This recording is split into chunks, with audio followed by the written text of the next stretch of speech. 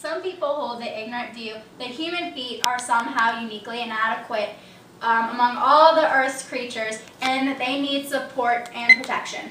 Nonsense. The human race could not have survived and flourished if the human foot were somehow flawed and thus incapable of being bare. Evolution or God, depending on what you believe, has provided us well. The human foot is a masterpiece of engineering and a work of art, Leonardo da Vinci. After reading the Barefoot book by Dr. Daniel Howe and researching the advantages and disadvantages of going barefoot, I think that being barefoot is healthy and natural.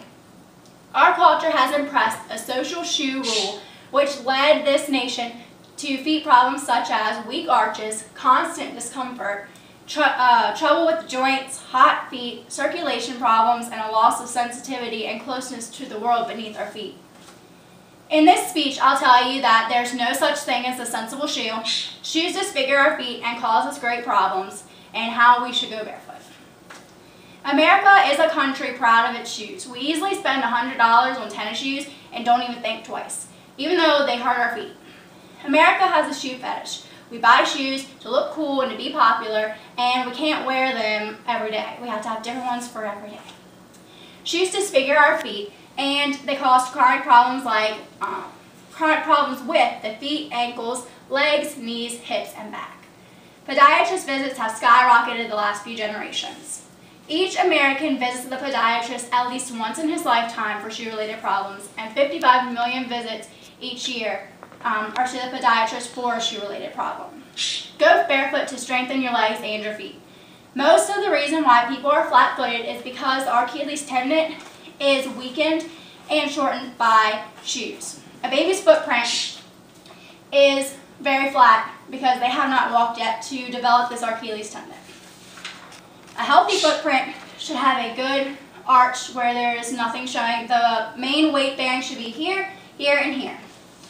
A flat-footed person looks a lot like a baby because the footprint is very flat and the arch is just not there because shoes don't let us have arches. The ligament in the arch of our foot is made of collagen, which is as strong as steel.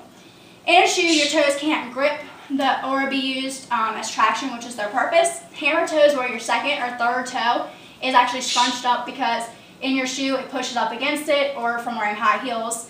A shoe redistributes the weight and the lad-bearing placement in the foot, which causes posture to be bad. It hurts your ankles, your spine, your knees, and your hips. Shoes reduce the spring action and shock absorbency in our arch. Shoes diminish the sensory feedback that the sole of our feet feeds to the brain. A shoe elevates the heel from the balls of your feet, so you're walking like a little bit like this. It shifts the weight to the front of your foot and shortens the Achilles tendon, especially with high heels. Each year, like 20,000 girls sprain their ankle because of high heels.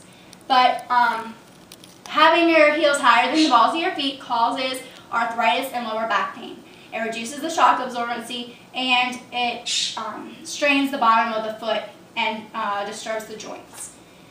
Common problems can be prevented when you go barefoot. Athletes' feet loves hot, moist places, and your inside of your shoe is easily 120 degrees. Common feet problems like bunions, ingrown toenails, and deformed toes are rare in barefoot cultures. The dorsal pedis artery runs atop the foot, and socks and tight shoelaces actually cut that off, and you're letting disease spread because there's no toxins that can come out. Okay, so if you want to go barefoot, go slow.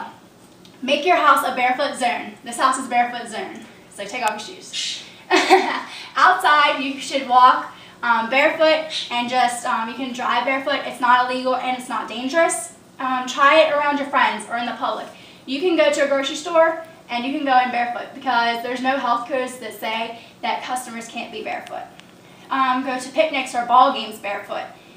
But if you want to try it full time, just be ready for some odd questions. The Barefoot FAQ says the most frequent question is, why are you barefoot? You can be funny and you can say, oh, I'm allergic to shoes. I like that one. But most of the time I would say like, oh, well, my feet like to breathe.